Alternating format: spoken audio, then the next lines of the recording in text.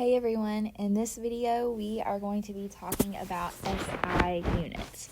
So let's start out by defining what SI units are. So the first thing is our SI units are an international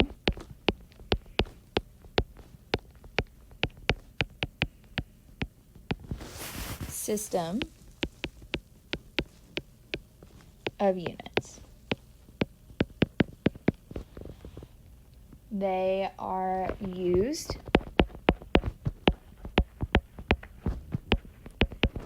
by scientists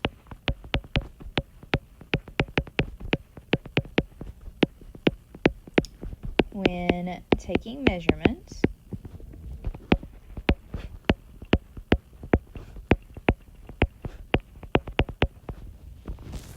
and what we mean by an international system of units is the fact that we could be here in the United States and we could have another scientist that is in the UK, and they are going to be using the same units as we are. And the reason for that is so that everybody is on the same page whenever they are doing an experiment. So no matter whether I am working on part of it here in the United States, if someone else is working on it in the UK, we can communicate more clearly and also ensure that our results are the same. So that's what we mean by an international system, is that scientists all across the globe are using these units. And the thing that makes these units so different is that it uses base units as a starting point. So if you ever think of base, like go to base, or go to home, so to speak, that's your starting point. So when we are looking at this system, we are either going to be above base or below base.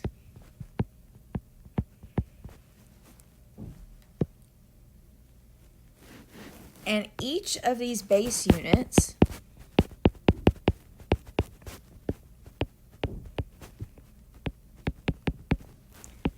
measures a given quantity. So, for example, we can measure time, we can measure length, we can measure mass, temperature,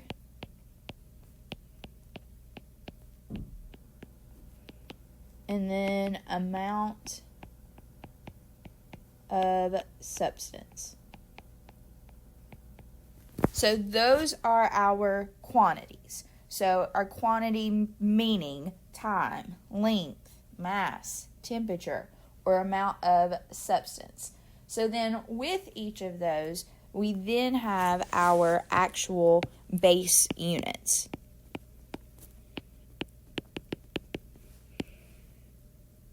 So, for example, we have the meter, which is represented with a lowercase m, and it is important with these that you use the proper capitalization of your letters. A big M means something different than a little m. So our meter is going to be used to measure length. The gram is used to measure mass. The mole, and no, it's not an animal, it's not a facial feature, it is a unit, and we're going to talk more about the mole later on, but the mole is abbreviated as MOL. And it's the thing that measures amount of substance. And most of these units you have heard of before. In fact, most of them you have actually used before in your day-to-day lives. The mole is not one that you have probably used or heard of before. And same goes with the next one, which is Kelvin. And it's a capital K. Kelvin measures temperature. There is a conversion between Fahrenheit, Celsius, and Kelvin. Kelvin is the number that you associate it with it is 273. We're not necessarily as worried about Kelvin and converting between the temperatures. You just need to be aware that Kelvin measures temperature with SI units. Seconds is going to measure time.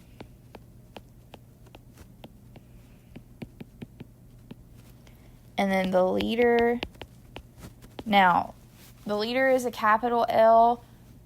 My print L, I'm not a fan of it, so I always do a cursive L. But you can do a print L as well. But it measures volume. Okay, now, again, these are our base units. So, whatever I am measuring length, I'm going to use the meter as my base unit. But then, to that base unit, I am going to be adding, and let me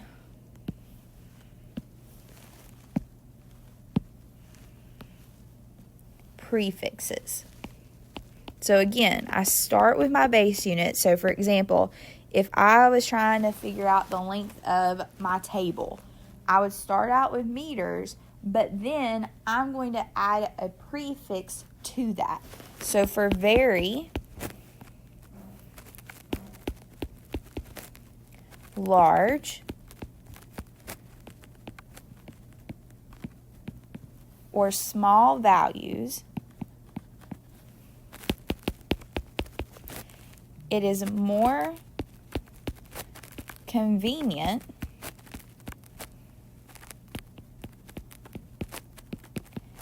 to use a prefix with the SI unit. And just as a reminder, if it is a prefix, that means that it's going to be coming before your base unit. So again, prefix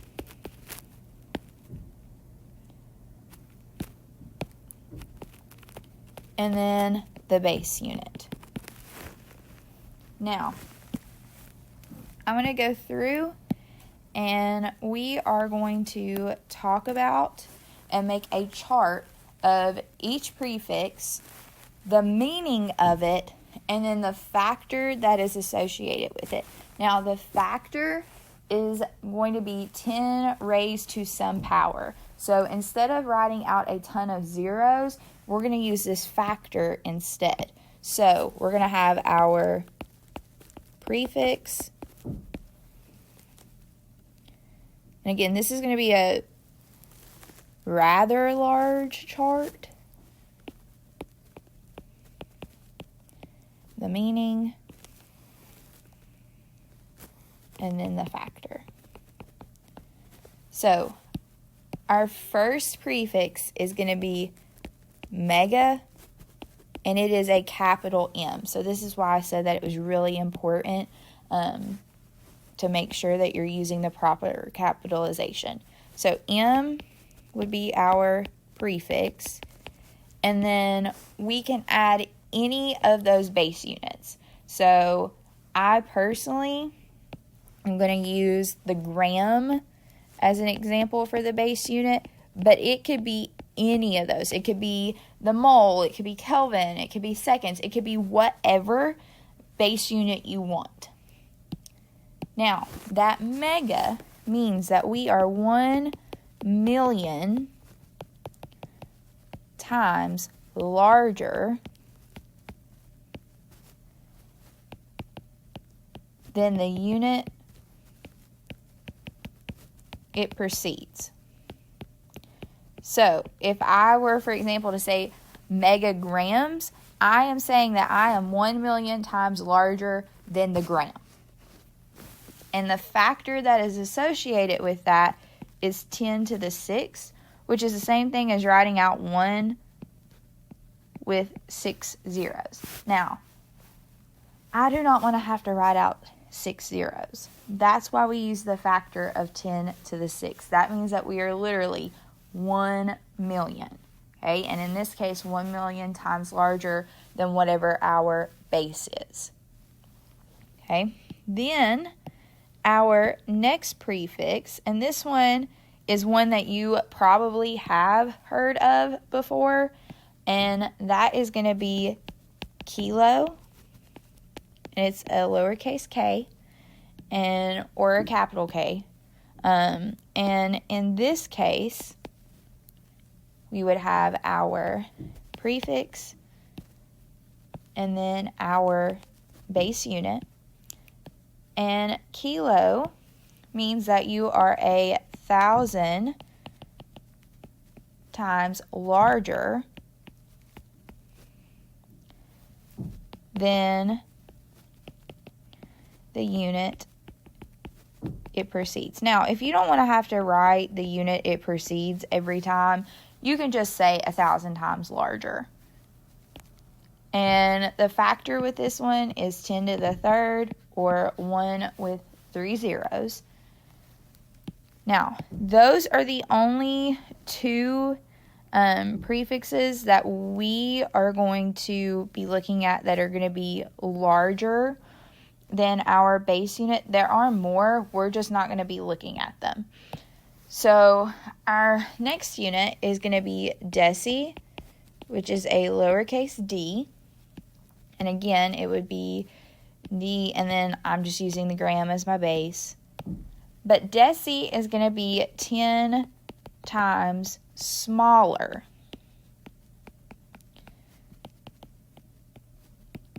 than the unit it precedes. So our previous ones were going to be bigger than our base. Now we're getting into being smaller than base, and then specifically how many times smaller.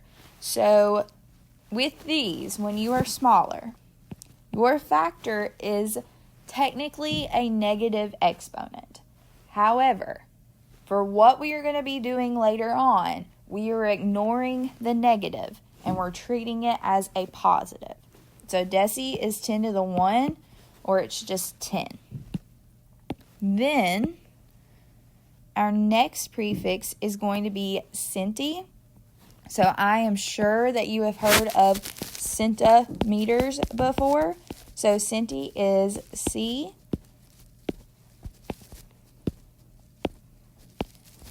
And centi means that you are 100 times smaller.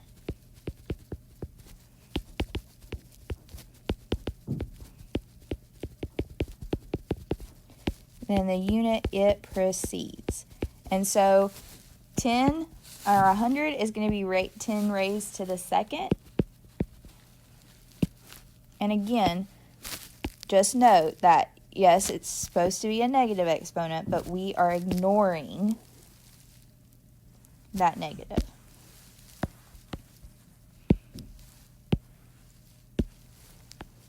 Our next one, meaning our next prefix, is going to be milli. I know that you've heard of millimeters before, or milliliters. So milli is a lowercase m. And milli is going to be 1,000 times smaller.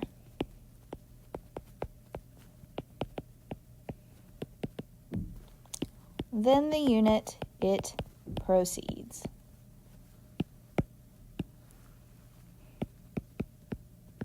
And so 1,000, and this is going to be the same as kilo when it comes to the factor, is going to be 10 to the 3rd.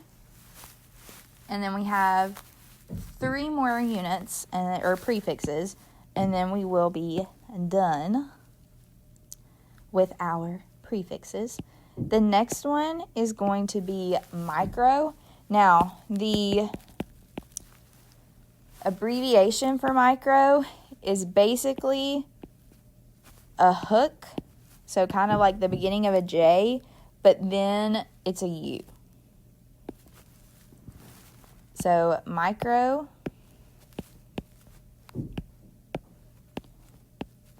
is going to be 1,000,000 times smaller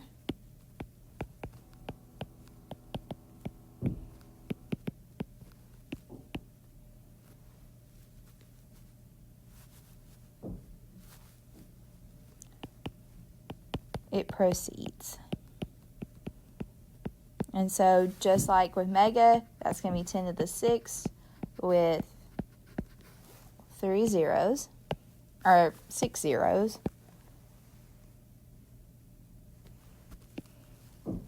Our next prefix is then going to be nano. And nano is a lowercase n.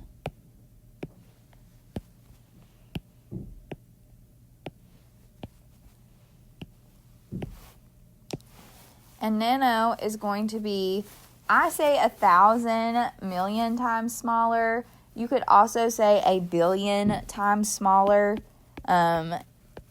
Either way works. Just know that you are really, really small whenever you get to nano, or if you are using the nano prefix, then you are talking about a measurement or a value that is very, very small.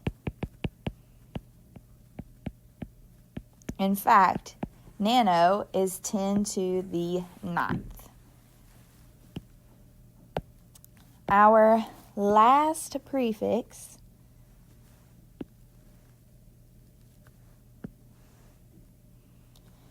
is going to be pico. And pico, when you go to do the abbreviation, again, it's kind of that hook or that J and then the rest of the P.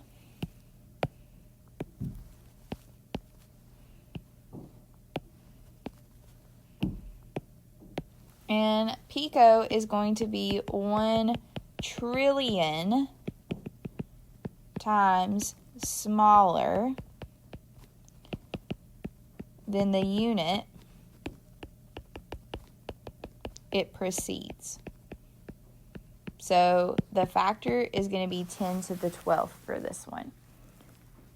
Now, the next part of our notes is going to be writing this chart.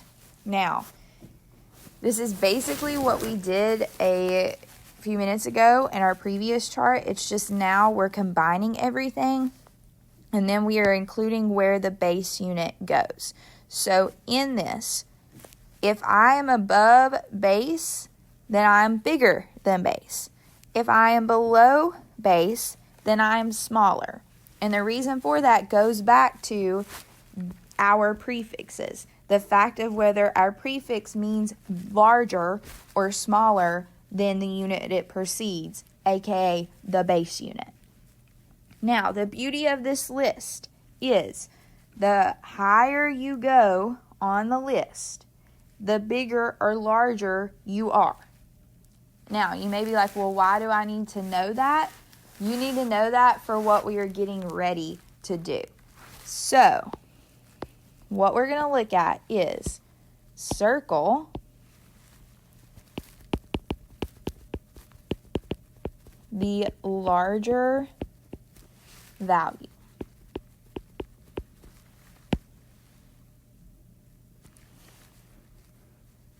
Okay, I'm going to do 2 with you, and then I'm going to turn you loose on 3 of them. So the first one is kg or mg. Well, first we got to know what we're talking about. So kg is going to be kilogram, and that little m is going to be milligram. So to figure out which one is larger, I have to go up here to my chart and I have to find milli and kilo. And then I have to ask myself, well, between milli and kilo, which one is further up or higher on my chart? In this case, it's kilo. So that means that kilo is going to be the larger value. The next one, let's say mg. And again, don't get tripped up in the fact that I'm using grams as the base unit for these. For example, in the next one, I'll change it. So we have megagram,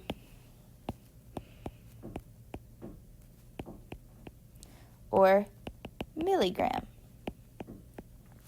So if we go and look at this, mega is all the way at the top, and milli, again, is down toward the bottom. So mega is further up on the chart, so that means that mega is going to be the larger value. Now, for these next 3 examples, I want you to go through and I want you to try these on your own.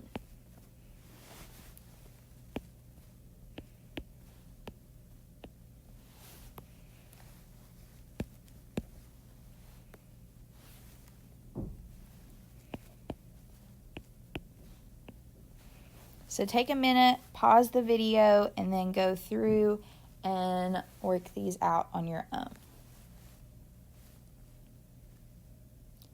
Now, I trust that you have worked these out on your own. So I'm going to go through. We have microliter, and then we have milliliter. If I go to my chart and I compare where micro and milli is higher up on the chart, so milli is going to be bigger. DM is going to be decimeter, and then MM is going to be millimeter. Now, between, again, milli right here, deci is here. Deci is higher up on the chart, so it is going to be bigger. And then the last one is going to be a centigram versus a gram. Now, if I just see gram or liter or mole or seconds or whatever, that is going to be my base unit. So in this case, the base unit is going to be higher up on my chart. So right here versus centi. So the base unit is going to be larger. And that is it for our SI units.